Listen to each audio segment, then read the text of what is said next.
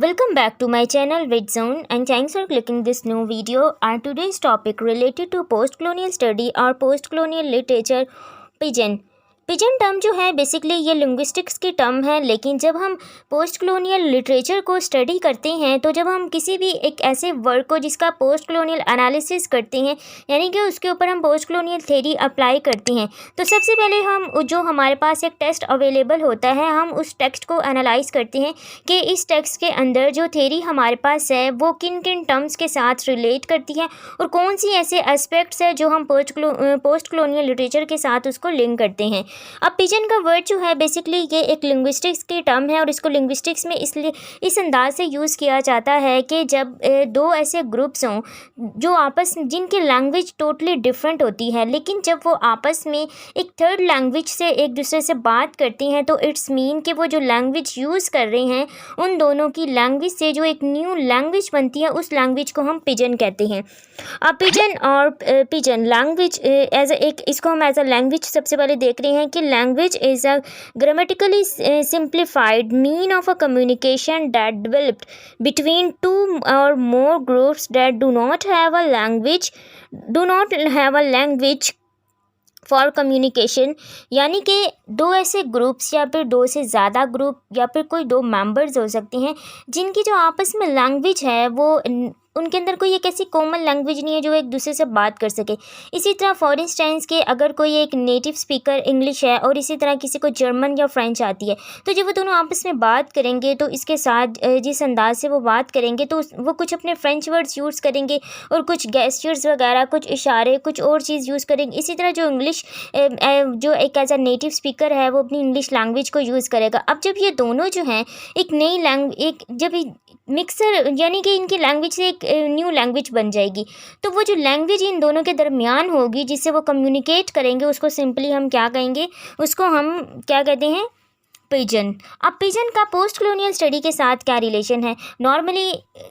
क्योंकि जब भी हम कोई पोस्ट कलोनियल वर्क स्टडी करते हैं तो उसके अंदर हम क्या चीज़ देखते हैं कि जो कॉलोनाइज़र हैं वो कॉलोनाइज्ड जो भी कोई भी स्पेस है उसके ऊपर सबसे पहले किन लोगों पर अटैक करते हैं, वहाँ के नेटिव्स पर। अब जो उनकी नेटिव्स की लैंग्वेज है और वहाँ पे जो कॉलोनाइज़र आने वाले हैं चाहे वो जर्मन बोलते हैं या फ्रेंच बोलते हैं या फिर इंग्लिश बोलते थे, तो उनकी जो लैंग्वेज थी वो लैंग्वेज और जो उनकी नेटिव स्पीकर्स की लैंग्वेज थी वो टोटली अलग लैंग्वेज थी। अब इससे क्या वहाँ पे इफेक्ट होता था कि फॉर इंस्टेंस अगर हम इसके एग्जांपल के तौर पे एक नॉवल थिंग्स फॉल अपार्ट लेते हैं कि जब सबसे पहले वहाँ पर ब्रिटिश आए थे तो वो जो वहाँ पर अफ्रीकन्स थे यानी कि यूमोफिया के लोग थे वो जो अपनी लैंग्वेज बोला करते थे, अब ना तो वो उनकी लैंग्वेज समझ पाते थे और ना ही जो ब्रिटिशर्स हैं वो उनकी लैंग्वेज समझ पाते थे। तो इसमें कुछ इनके साथ इसके कुछ ड्रॉबैक्स भी आ जाते हैं, यानी कि इसके कुछ एडवांटेज और उनको फेस करने पड़ते हैं कि कुछ ऐसी बात जो यानी कि अपना आइडिया को जो कन्वे करना चाहते हैं वो बहुत अच्छे तरीके से वो नहीं समझ पाते। तो इसके एक बेटर एग्जांपल इसके अंदर दी हुई है कि जब इसमें एक ऐसी सिचुएशन आती है कि जहाँ पर जो ब्रिटिश एक वहाँ पे नेटिव स्पीकर होता है उसको किसी गलत बात की बिना पर उसको अरेस्ट कर लिया जाता है, तो इसी और वो जो वहाँ पर उनका एक ब्रिटिशर्स का ऑफिसर होता है वो उनको यानी कि मिसगाइड करता है और उनकी जो सही बात है वो उसको कन्वे नहीं कर पाता। अब इससे क्या होता है कि यहाँ पर अब उनको ना उनकी बात समझ आती थी ना उनको, तो यानी कि जब उन्होंने एक दूसरे को अपनी बात समझाने की एक न्यू लैंग्वेज यूज़ करना स्टार्ट की तो वो लैंग्वेज क्या कहलाई, वो पिजन। तो और जो यानी कि इन दोनों का आपस में जो एक प्रोसेस चला था इसी को हम